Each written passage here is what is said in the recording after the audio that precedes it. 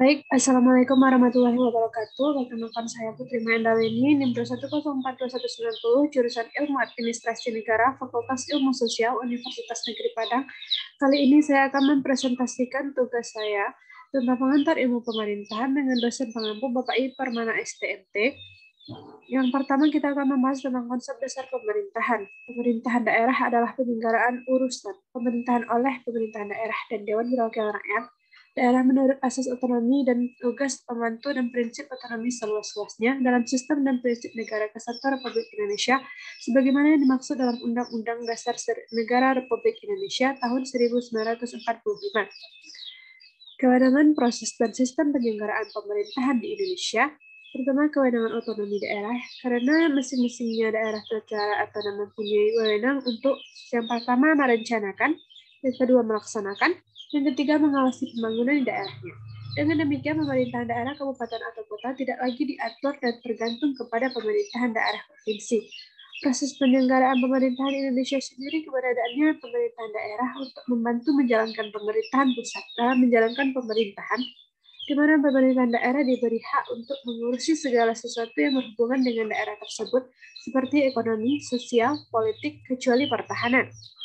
Sistem penyelenggaraan pemerintahan sendiri, negara pada hakikatnya merupakan uraian tentang bagaimana mekanisme pemerintahan negara dijalankan oleh presiden sebagaimana pemegang kekuasaan pemerintahan negara. Adapun kepala wilayah atau kepala daerah untuk provinsi disebut dengan gubernur, untuk kabupaten disebut dengan bupati, dan untuk kota adalah wali kota. Kepala daerah dibantu oleh satu wakil kepala daerah, untuk provinsi disebut wakil gubernur, untuk kabupaten disebut wakil bupati, dan untuk kota disebut dengan wakil wali kota. Hubungan antara pemerintahan pusat dan daerah pada era otonomi daerah. Pertama, pemerintahan daerah dalam hubungan Undang-Undang Dasar Negara Republik Indonesia tahun 1945 dilatar belakangi oleh kehendak untuk mampu semangat otonomi daerah dan memperjuangkan kesejahteraan masyarakat daerah.